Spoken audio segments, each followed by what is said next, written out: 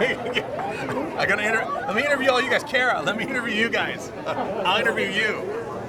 Can I do it? I'll interview you. Sonny, let me interview you. Sonny and I have incredible improvisational skills. Sonny, we have to use our magic improvisational skills right now. Oh my God, hocus pocus. He made the mistake of giving me the mic. Why did he give you that? That was completely stupid. You should never give me a mic. Oh my God, no. You're lucky if he doesn't propose to you just for a laugh. I know it. That's the way I roll. Well, right now I am sending to Facebook a picture of my tickets. So I'm going to say jealous. I have tickets to the show. Wow, that's amazing. I'm in row Z. They put me in, I think it's symbolic, but I think it's really because I'm Krillin, so they put me way in the back. So, Sonny, you've been working on Dragon. I feel like asking you a question. Yeah. So, what inspired you to play a bald monk? I tell you, all my inspiration comes from you, Sean. Thank you. I sit back and watch you, and I think, oh my God, that's what I want to do, and so I aspire to that. No, you're looking at my groin area. That's why. You can't say groin area in an official I can't interview. say it. Oh, sorry. You're looking at my apex. Yeah. Right, yeah. No, I'm just looking at your brilliance that comes through your eyes. Thank you. Your deep blue eyes. They're green. Oh, green eyes. Okay. I'm colorblind too. So anyway, we're standing here live at the Dragon Ball Battle of Gods premiere. I'm here with my co-star Sonny Strait, plays the voice of Krillin, right? Right, I do. Kamehameha, DFW. And I play the voice of Goku. My voice is killing me right now, so I probably won't be doing any screaming. You sound like Goku when you're just talking. Yeah, pretty much. I mean, maybe a little higher or whatever. And we're excited to be here doing our own red carpet because there's really a limited staff to actually do this part. No, I'm messing with you. I'm totally messing with you.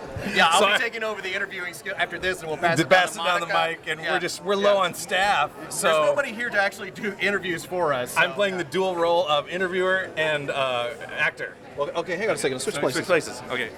So, Sean.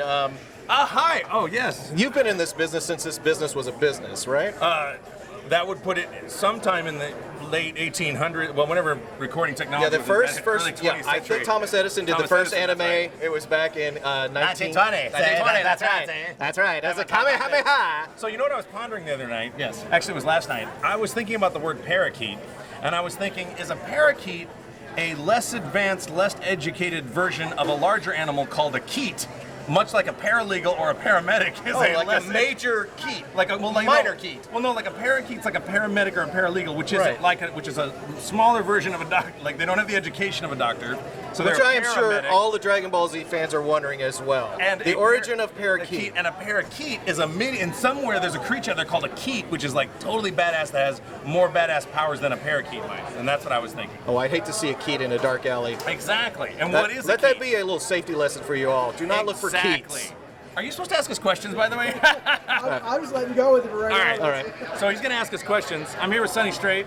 Hi, I'm here with Sean Schemmel and this guy. And this guy, camera guy. Mac, the camera guy. Mac, the camera guy. Return of the Mac. For the uninitiated, which obviously they're not going to be here, tell us a little bit about the world of Dragon Ball Z.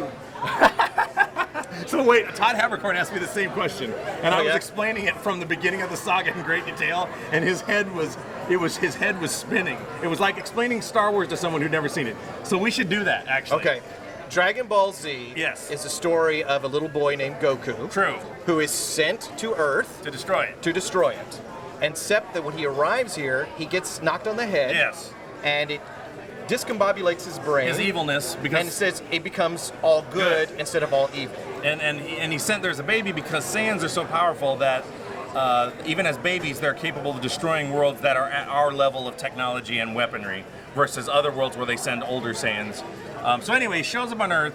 Then what happens? Okay, that's like the first... Well, then the rest of the show is about this bald-headed monk named Krillin. He's got these dots on his head. He's very charming. He's good with the ladies, and really that's what the show's about. Yeah, pretty much. Yeah. It's about Krillin Ball Z. That's why you'll see in this movie how important Krillin is. Head and dots on his head, and a Dragon Ball, and then they have this dragon. The dragon lets you wish stuff, and so really death is kind of a non-issue in the show because they just wish him back. But there's a limit to the. You have to find these Dragon Balls. And when you collected all 7, you can make a wish. Right. And the wish usually is, "Can you please bring our friends back who have just died?" Now, dragon genitalia is. Oh wait, no, that's not what the kind of Dragon Balls are. Never mind. No. I was going to talk about the anatomy of dragons. He's talking about Dragon Ball tail. I'm going to get in so much trouble. So then Goku comes to Earth, and then his brother shows up and says, "Why haven't you killed everybody on Earth?" And Goku's like, "Who the hell are you?" And he's like, "I'm your brother. I'm a Saiyan." He's like, "I'm not a Saiyan. I'm from Earth."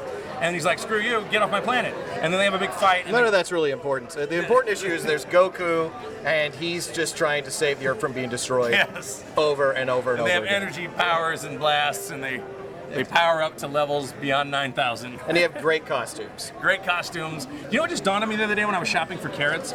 That Goku's Wait. Just carrots? You Just went out? carrots. I said, I need carrots, and Yeah, I'm out for for carrots. the smoothie I was making. Oh, okay, that makes So while I'm using these, I'm juicing. I was looking at the carrots, and it dawned on me that Goku's uniform and his name, his birth name, Kakarot, which is a Japanese word for carrot, Right. he's wearing an orange carrot-colored uniform, and his name is Kakarot. It just dawned on me. Insets like these can be heard at Funimation.com, so check it out. 15 years of playing this character, and I just Finally figured out it he's wearing orange Well, I'm because of colorblind, Kakarot. but I can see orange. I'm red-green colorblind, so I can see. I knew you it have was no orange. excuse. I don't have an excuse. I don't, because orange is a color I can see. Let's move on to another question from Yes. Matt. What's the other question from Mac?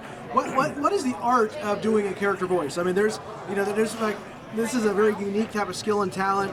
You're reading stuff off a script and you have to bring it to life.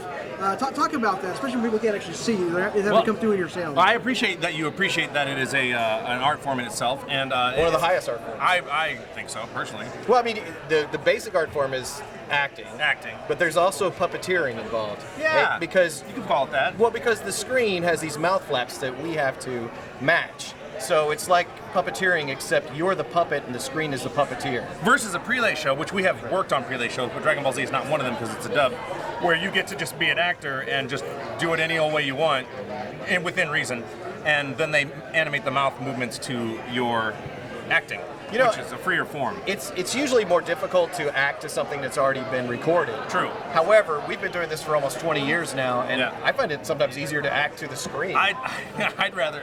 In fact, when I do prelay stuff and they have a long description of action, I'm like, just animate it and then I'll voice it.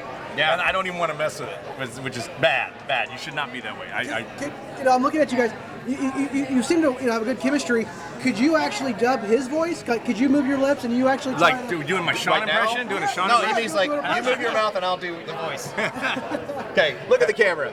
Well, anyway, kids, it's been great talking to you. I hope you learned a lot about carrots. Also, did you know that when I started out, I actually had to sleep with Chris Sabat to get a job? You have no I idea. didn't want to say Somebody's it. gonna figure it out. That was awesome. It's gonna be awesome.